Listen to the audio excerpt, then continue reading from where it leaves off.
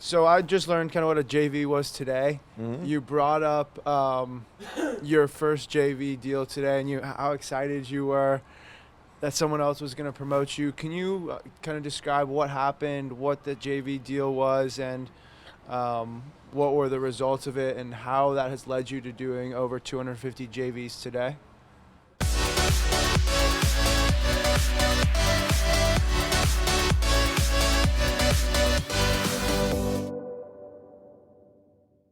I'm thinking who was my first joint venture. I don't remember who my first joint venture was. Who was my first joint venture? No, no. Fiset was like 2016. I've been doing joint ventures since 2010. Okay, thank you. Okay, I tell you the story of how I became interesting to joint ventures. I don't remember who my first joint venture was. I remember who my first big JV was. I don't remember who my small joint ventures were. Okay. So, and actually, this is really good for everyone. Like whether you're just starting, or you have been in business for some time, or even my team to listen to this. Okay. Because even in my team, like I think we have to go back to do this at least once a year. And we've been so focused on the one thing. Okay, so here's one thing. Like a few years ago, 3 years ago, we cleaned up the entire business. We dropped anything that was not the most profitable thing that we did. And we kind of like got super focused on what made the biggest impact on people's lives and made the biggest profit for us, right? And that allowed us to go from a 3-people company to be a 40 people, 40 team member company today, right? In 3 years. So it took me from 2010 to 2016 to build a company with 3 team members. So it was me, and then we had 2 other team members here and there. And then since 2016 to today, we went from 3 people to 40 people. And our number of customers grew, our profit per transaction grew, like everything grew, right? Because we kind of dropped everything else. We got super focused on the one thing that makes the biggest impact, right? And one of the things, I have my lead members here, and pretty much over the last year, last 18 months, we got focused, we got super, like extremely focused on making one program the most supportive program and the best way that we can ever serve our customers. And we invested so much in that one program that, from my point of view and many of our students, there is absolutely no comparison between that program and any other program that exists out there. At one point, we were spending more money on the students than the money that they were investing in the program. And that almost like took the company to being financially challenged, because that's how much we were investing on them back, you know? And then so we had to raise the price to be able to cope up with the changes and stuff, right? So over the last, like I think right now, we have a program that like I'm extremely proud of. It's a program that we're serving people everything, right? That's one thing that actually I want to just talk about it. Like I always tell my lead members, or anybody who wants to run a mastermind, to just don't focus on how to sell it, but also how to provide value, like real value.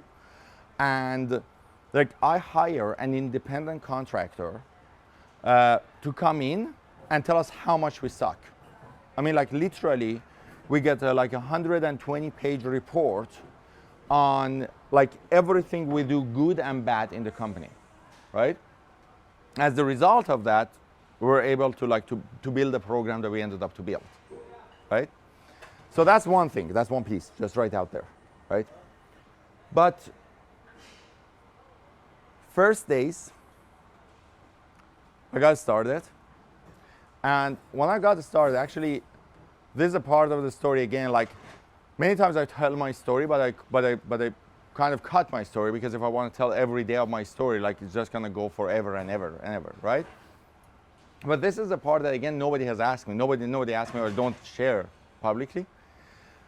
So in 2010, when I started my company, the same night that I started I had a web design and SEO company. That was my first company.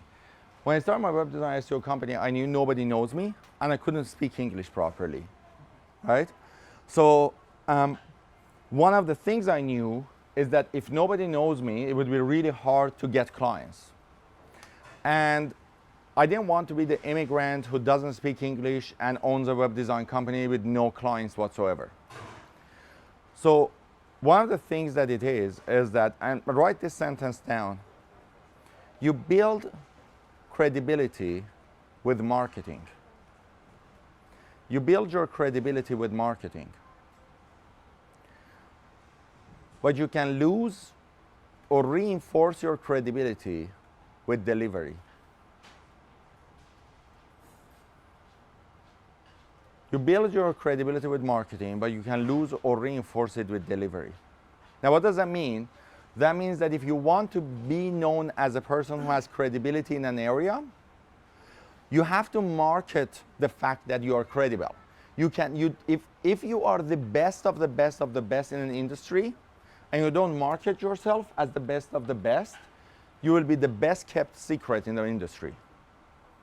You will never become a credible person. To become a credible person, you have to market credibility. But you can lose it if people come to you and you can't deliver on the promises that you made to people.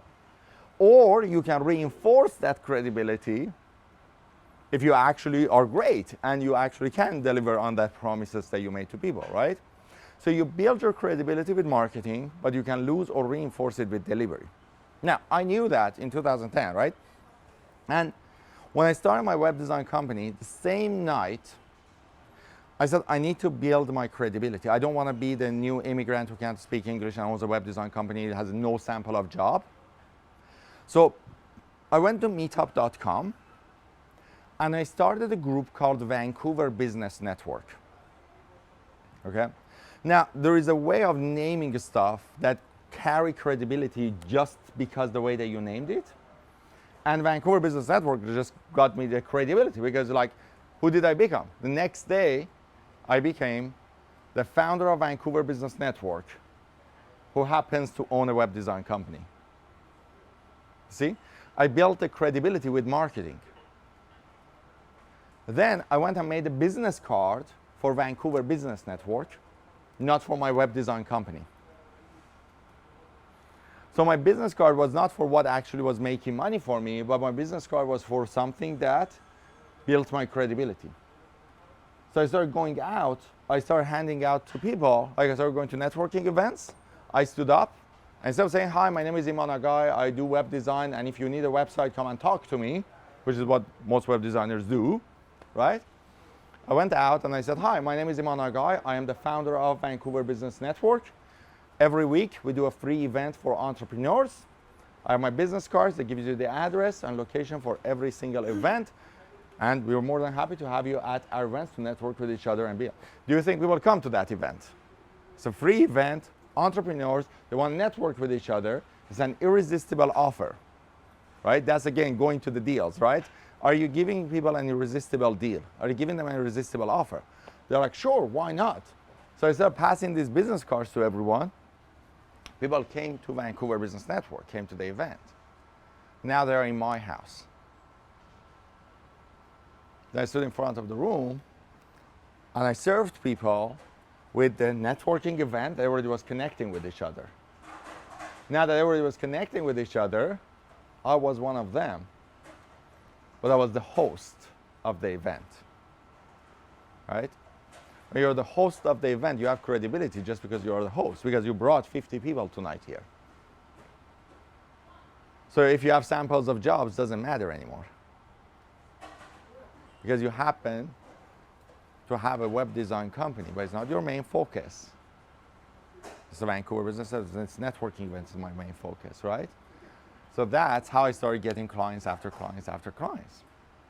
Because I built credibility around my credibility builder. But here is another reason I started Vancouver Business Network. And that's one of the things I say anyone who is starting need to hear this and need to learn this and need to implement this. One of the greatest challenges I had was that nobody was willing to promote me. And they were correct on not promoting me. I couldn't even speak properly, right? And they were absolutely right not to want to promote me. However, that wouldn't serve me. If you don't want to promote me, that doesn't serve me, right? So, when I started Vancouver Business Network, I had a stage. I had the stage of Vancouver Business Network. I mean, you have the stage, what do you have? You have exposure. If you have exposure, you have power, right? So I went to people that are great speakers, great influencers. I went to these influencers and speakers and I said, I want to have you as my event. I want you to come out and I want to speak at Vancouver Business Network. I can bring 50, 100, 150 people out. They said, sure, why not? They came out, we became friends. When they are friends, I'm like, well, I want to speak on your stage. Can I do that? You see? When I got better, then it was the deal. It was like, you would not get on my stage unless if I got on your stage. That was like 3 months, 6 months down the road, right? Now I built a stage, now I built this audience. Now I was like, you want to be on my stage? Give me a stage.